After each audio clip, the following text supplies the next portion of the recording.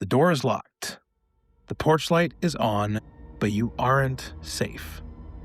In 1978, Michael Myers wasn't just a man, he was the Shape, a motiveless, primal force that stripped away the security of suburbia. I'm Ryan Doze, and this is Everyday Dread.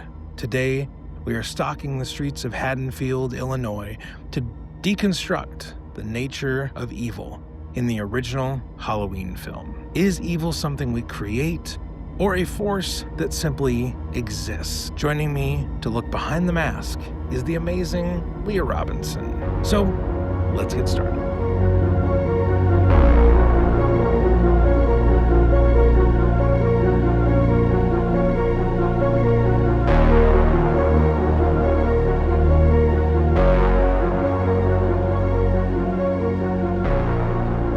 I would like people to know who you are, maybe a little bit about you before we jump into our film and our topic. I'm Dr. Leah Robinson, Reverend Dr. Leah Robinson.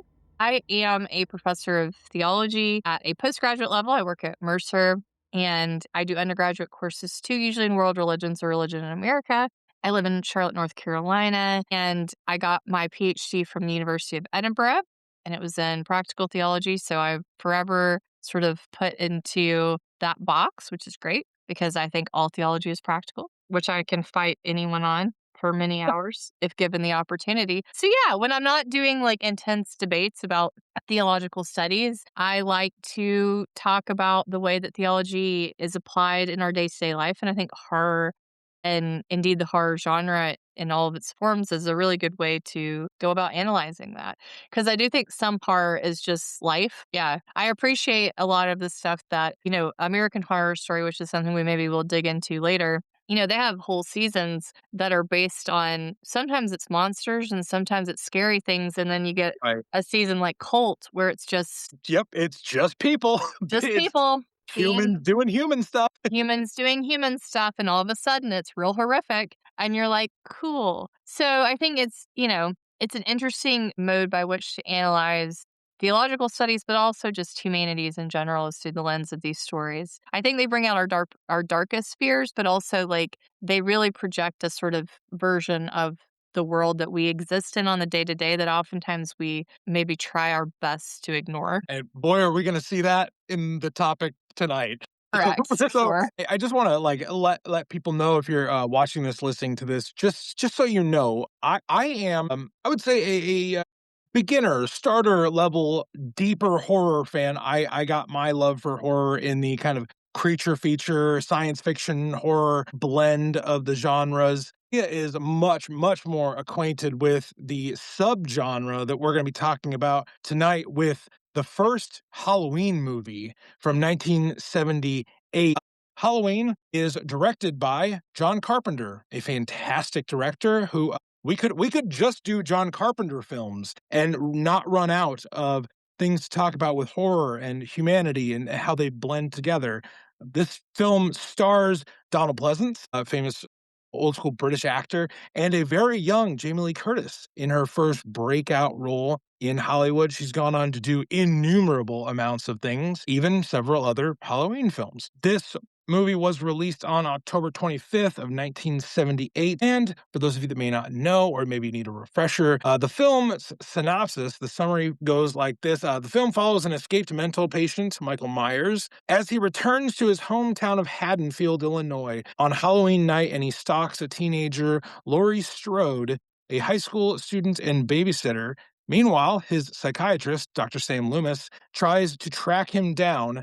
Michael, who had murdered his sister at age 6, begins a killing spree targeting Laurie and her friends as they are all enjoying their own different activities on Halloween night. Laurie fends off. That's a nice way to put it. I see, it encompasses so many different The things. PG way to put it. There's some activity. Laurie manages to fend off Michael until Loomis shows up and shoots Michael 5 times, 6 times.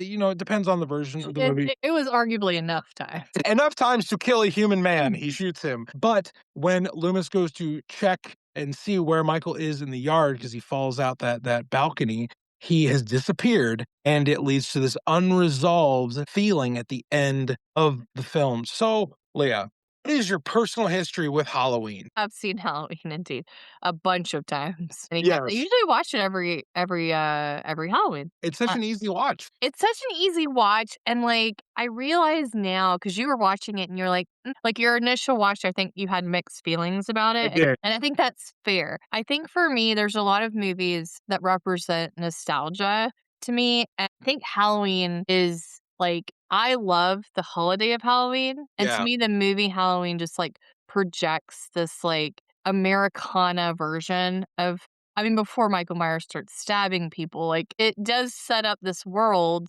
that's like, I oftentimes hear people reference that sort of if you've ever seen The Sandlot, which if you haven't, Yes. I love it's great, but they're running out on the 4th of July, and remember they're going to play their 4th of July game, and they're just running right. through the streets. It's like a version of the world, and there's fireworks, and people Yep. are in the streets, and for me, Halloween, weirdly, more than the 4th of July, at least in my street, in my neighborhood, it Yeah. was like that. The parents were all outside, everyone had a pumpkin. There weren't politics about everything. It was just a bunch of kids. Did we think that there maybe were razor blades in the candy? Maybe. It was the 80s, like, which by the way is a fake story that only happened once and it was his own kids, but I But weirdly referenced in the second Halloween movie. there you go. There Oh, you go. But I mean, it was just such a like thing. So when you first, my first sort of introduction to that was I probably saw it in college, if I'm honest. yeah. But it was just this like remembering of like what Halloween was. Like my dad would get his pickup truck and put all the kids in the back, and we would go around to the neighborhood, the rich neighborhoods. You always knew how to pick out the rich people. Full-size candy bars. Candy bar people. If you want to be the rich neighborhood, give out full size candy bars. Bingo. People talk about that Christmas nostalgia. For Yeah. me, Halloween nostalgia was that. So every time I watch that every year, the houses all look the same. The kids are going Right. everyone's not saying, "Are we gonna go out? Should we go out?" It's like, "When we go out, when we do." Yeah. We are gonna Like, I like the comparison of, like, Halloween because the connection of Halloween being a highly nostalgic time. Mm, It's like, this movie is kind of part of that nostalgia now, like, since mm. 1978, the vibe of it really fits in this holiday. It's crazy, up until this time, there wasn't a major Hollywood horror film around Halloween, and the idea was to do something on Halloween night because why haven't we done one on Halloween night yet? And I think one of the things I wanna talk about this as well with, the theme we're gonna approach Halloween with is how does Halloween, the 1978 film, explore the theme of the nature of evil, the presence of evil through Michael Myers? There is this mundane nature to this movie, this simplicity, the It is. suburban landscape of a small town. I live in a Midwest small town. The streets in Haddonfield, oh, it not filmed in Illinois, but they made that neighborhood look like just another neighborhood I would see going down my street. Leo, with Michael being this personification, the personification of evil in this movie. We're going to tease that apart, but he's referred to as the shape. So maybe a more accurate way to say this theme is the shape that evil takes in this movie. We don't really know Michael's motivations for coming back to Haddonfield in this first movie, and for this discussion, we're only taking the first movie as canon because we would add the whole Laurie being his sister later on, and the other things. We're just taking the 1978 movie And here. her So, in your opinion, not knowing Michael's motive for his evil make him this abstract kind of entity beyond human for you? What does the lack of motivation mean for you with Michael in this movie? I think it's really vital because I don't like when the monsters or the bad guys are relatable. And I think to take it even a step further, I think when you see people or you see bad guys like Michael Myers and you're so unsure of why he's going after who he's going after, except that it seems to be in the same town, like, I think that is terrifying. It's like in true crime. I always say I have a sticker on my water bottle that says the husband did it because usually in true crime, like the Uh, husband did do it. And I find those deeply boring. Like, I keep okay. hoping I know that they're not horror films and I should respect it more, and I take that into reflective account. However, when I see the ones where it's just like, "Oh, she met this guy at a random, like, Dairy Queen and didn't even know, and, like, It to me, that is terrifying. yeah, yeah, because, like, the unknowingness. Exactly. It's like that is truly horrific. So I think when you don't have motivation, it's like, wait, I didn't she's never even met this guy. Like her Right. only point of contact is that what she lives in the neighborhood. She's not even in the same house. Like why is he going after her? Because even before he starts massacring her whole friend group, which is his own Yeah. thing, he's like hiding in like the shrubbery A watching famous her. image of him just Correct. standing Right. behind a hedge, and it's weirdly the most unsettling thing. It's so unsettling because I think it's one of those I think Carpenter really like, people can say it's slow paced, and I agree with that, that's fine. It's the buildup that makes for the horror of, like, why is he going after Jamie Lee Curtis? Like, and that's why they add the sister thing in later because I don't think they were comfortable enough to sit with it to Yeah. say, "You know what? Sometimes bad guys just go after people." I think maybe sometimes in our hyper individualized, individualistically minded society where like you're the star of your own story and Correct. you're the lead actor of your own play. Yep. It's like we want to think that there's a causality between the Right. bad things that happen to us and it's something I did. It's something that I said, acted upon this, and therefore this was the cosmic consequence of my actions. All Lori does, the first interaction Lori has with Michael is walking up to the Myers house, dropping off the key, and then leaving with Tommy. Yep. That's it. And then that's enough for Michael to be like, her. Yeah, Her, like, exactly, and if he's someone past other people at this stage, like, it's right. not like there aren't other humans on the walk. Yeah, like he's and we see him interact with several different kids throughout the night. He goes on this killing spree, and what's kind of crazy about the unmotivatedness of his spree is even Lori's friends are even further removed from a reason because the only reason he goes after them is to get to Lori, who's a random girl that just walked up to a door. Right, and that's terrifying. To me, that's inherently Horrifying. terrifying. Horrifying, because at least you see on like we've talked about before on Elm Street or Camp Crystal, like, you're at a place, whatever.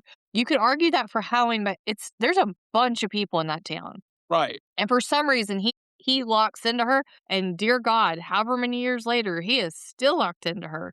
And Right. it's like, and again, I think that's why they tried to throw the familial thing in there is it's like, well, why is he maybe sometimes bad things and I think it goes against our code of ethics that we grew up with as a kid, right? We read all these little books or we had people tell us, even if you grew up religious, if you Right. do good, good things happen to you. If you are nice, then nice things happen. That's Right. not true. That's not the way the world works. And that's the problem is that we are raised on that because it means that you will grow up to be, in theory, a kind, compassionate human being that cares about Right. community and that good things will happen. But we all know we live in a world where that doesn't exist. And so I think what this film does is it says, Lori, by all accounts, by the way, if you want to talk about a moral compass, she's the moral compass. She's getting like a Absolutely. pumpkin for her babysitter kid. She's doing all this stuff. She's like, "Ooh, I don't want to do that." She's not drinking, the rule. She's not drinking, she's not having sex, she's not doing, all of these things. She is simply being the best version of a teenager that she could be. And Right. all of this stuff falls upon her anyway. You know what? What's really crazy about that connection is Lori, if this kind of a foundational morality that most of us grow up with, especially those of us in religious context, if Mhm. that foundational morality is rock solid, Lori's the last person Michael should go after. Lori's friends should be like number one. And it reminds me of what Loomis says when he's interrogated about who Michael is. He says he's no reason, no conscience, like no understanding, purely and simply evil. There is a gap between like the morality that Lori practices and the cause of Michael's completely obsessive, like just dead set. I will like if anything else happens to me tonight, I know I will get that girl. Right. And by all accounts, and I think Carpenter wanted it that way. I think he wanted it to feel as though it was nonsensical. She just existed. It feels unfair. And I think that feeling is what we're supposed to be feeling, is that it's like she's purposely playing this, like, moral center so that we care. We're invested. See her as being a good person. Like when her friend is having sex and gets killed, or the other girl is half naked, we're like, oh no, Yeah. no. But then with her, you're like, you're really, really rooting for her. I think we see ourselves in that. How many times have we just been home alone Yep. and you maybe pass someone, doing It what you do? Yeah, it's rooted in that if something evil befalls me and I didn't do something initially to cause that to come back at me, that is unfair. And I think morally, most of us would agree with that. If something bad or objectionable happens to you, that is an unfair thing. Going back to Loomis, he and Sheriff Brackett have this discussion about like nature of Michael, but Brackett has a really great comeback where they start getting into these comparisons of denying, fearing, skepticism. Loomis says, I watched him for 15 years sitting in a room, staring at a wall, not even seeing the wall, seeing past it, seeing this night, seeing the night that he would come home. He's waited for it, inhumanly patient, hour by hour, day after day, waiting for some silent, invisible alarm to trigger inside of him. Death has arrived in your little town, Sheriff. You can ignore it or you can help me stop it. And Brackett's response is, this is just more fancy talk. Do you know what Haddonfield actually is? Haddonfield is families, children, all lined up in rows up and down these streets, and you're telling me that they are lined up like a slaughterhouse. Brackett finishes the exchange by saying, I'll stay out with you tonight, doctor,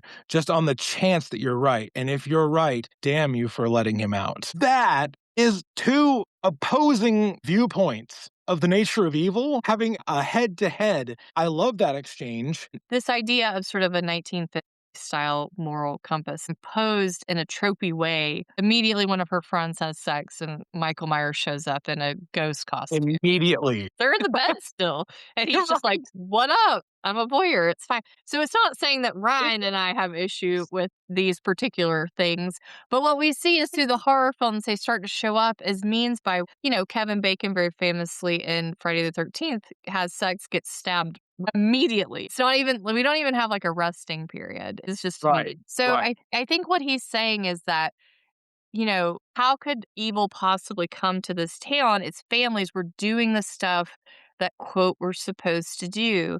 And it's like what John Carpenter here is saying is that evil can come to your town even when you're the most idyllic, like move to the Right. suburbs. Oh, there's good schools. Oh, we got to get our kids in these schools. You know how many good schools that like crazy people show up to? Like, what are you talking about? You're perpetually Yeah. trying to save yourself from this evil, and in America, evil is urban, evil is racist. It's a whole lot of other things that you could say. And here you've got this incredibly monolith town that is supposedly in the suburbs, and everyone is, we're babysitting, we're doing all of the things. Everyone's, they may be smoking a little weed, but it's nothing to be afraid of. Yeah. And then evil comes to their town. Even like it's just you say like might be smoking a little weed. My immediate thought was even their concept of the sins committed are Right. still minor.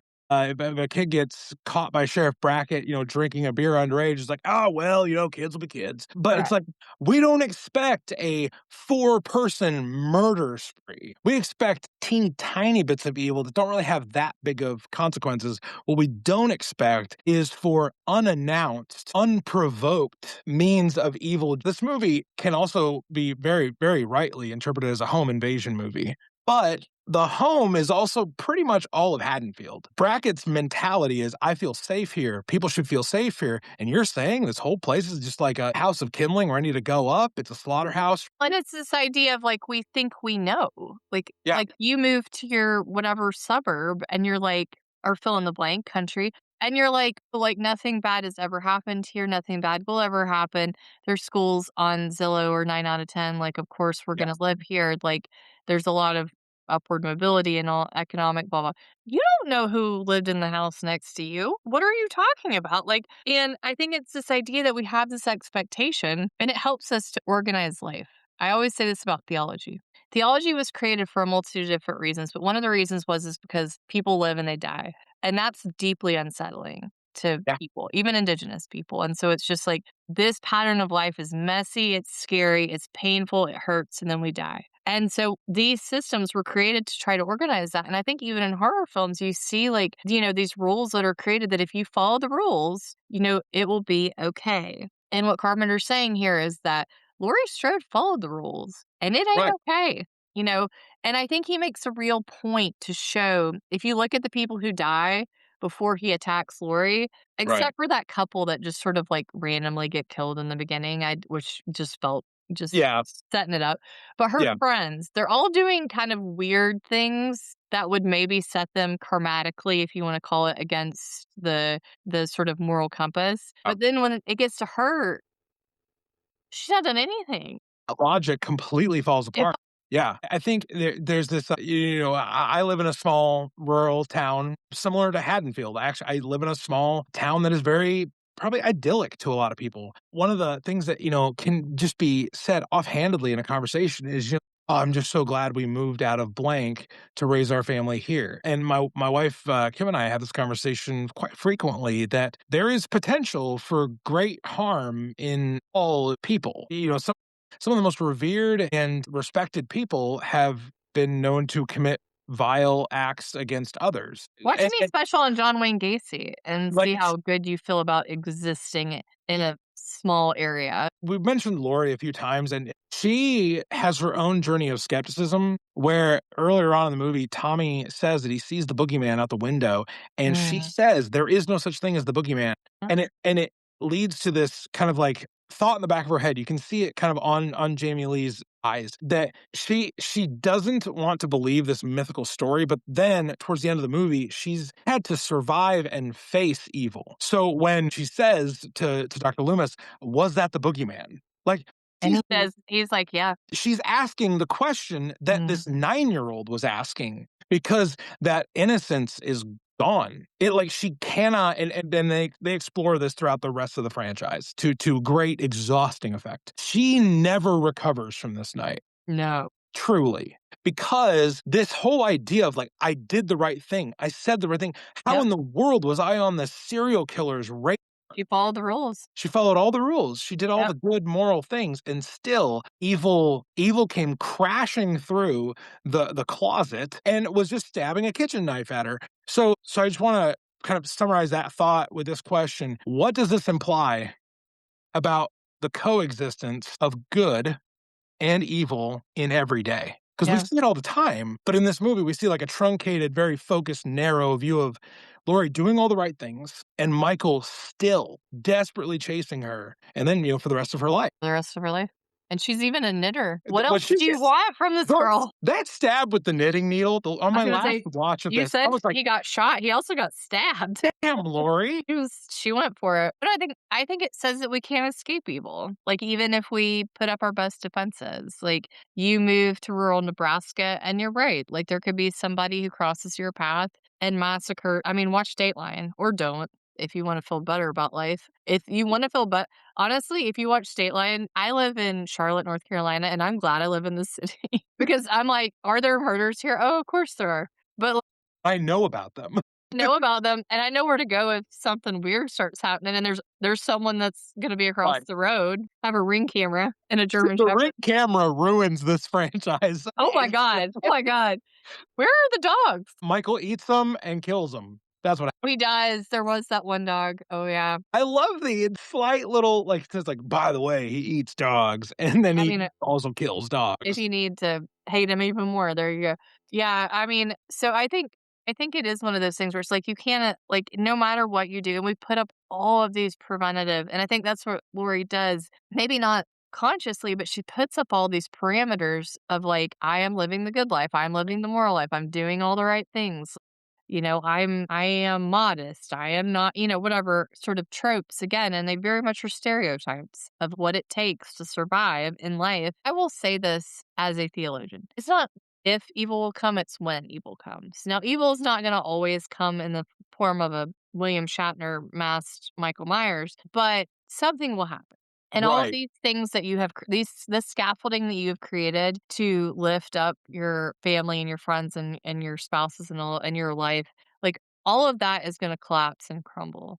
And I'm sorry. I did write a book called Bad Theology, so I'm sorry. But it will but then it's we see, like, religiously, a lot of religious leaders say, it's not again, if it's when, make sure your house is built on a rock and not sand when the storm comes. So I think it's one of those things where, like, I think we have to realize that these are arbitrary and imaginary social constructs that we've created to protect ourselves, whether it's the suburbs, whether it's the good schools, whether it's not living in a flood zone. I don't know, fill in the blank. I just wanna add a gentle counterpoint to that.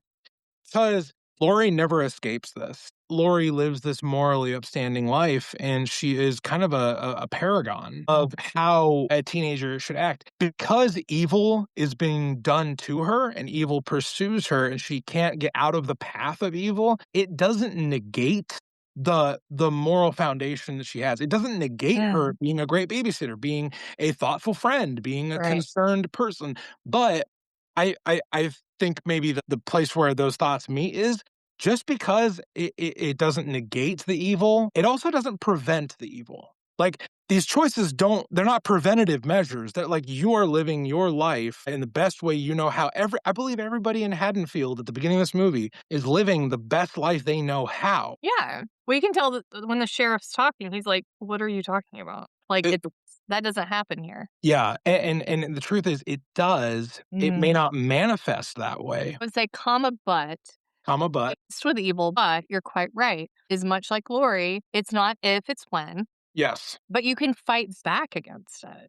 Absolutely. Like, stab evil in the heart with a knitting needle. With a knitting needle. Yeah, yeah, but I actually, that is a fantastic epilogue to that thought because, like, just because evil happens doesn't mean you don't combat evil. And the thing is, these it almost is a mirror on that town who did everything, quote, right to be upstanding, and yet evil still came. And Lori's saying, maybe this isn't the formula Yeah. for preventing evil because maybe evil will come. It's how we fight back against it. Bingo. Man. So, Leah, the character of Michael Myers, what does Yeah. he suggest about the nature of evil? Is he just an inherent, inescapable force, or do we need to understand him a different way? I think that if we take just the first one, it says is that it's arbitrary and indiscriminate. And I don't think that anyone in this movie did anything wrong. John Carpenter created this character to kill at will, and we don't know the motivations. It reminds me a lot of diseases. Like, American Horror Story New York is about the HIV/AIDS crisis, but they personify it in an indiscriminate dude who's a serial killer. So for a while you think it's just a killer, but what it's actually representing is the virus. And to me, that's what Michael Myers is it's like you can do all of the things, and yet this thing still seeps in and can wipe out, anyone because there's no preference. It's just destructive. And so I think he's just destructive. And I think Carpenter did that because it's terrifying. Evil comes for Lori. She survives. She fights Mhm. back. And when she believes evil has been defeated, the last, not even image of Michael, the last thing we get of him is several different shots of Haddonfield and his breath Yep. underneath the camera. And then we cut to credits. The fact that evil is enduring, the fact that there will always be evil, even though people survive, like, people survive horror movies all the time. People survive horrendous things that are done in the real world all the time. But there's another round coming. There's another struggle. There's another clash that's imminently on the horizon. Yeah. Evil still exists. Because I think if he dies in whatever way that looks like, then it's giving you this out. And I don't think that there needs to be an out because it's, what is it, that quote? The evil persists, but so do I. I feel like that's a very fitting way to wrap up the conversation. Leah, thanks for talking about Halloween. There you have it, listener. If today's deep dive helped you, take a second to rate and review the show wherever you're listening. It's the best way to support the show. And if you know someone who's currently wrestling with their own everyday dread, share this episode with them. The best way to face the world is together. I'm Ryan Doze. Thank you for listening to Everyday Dread. And remember, the horrors persist, but so can we.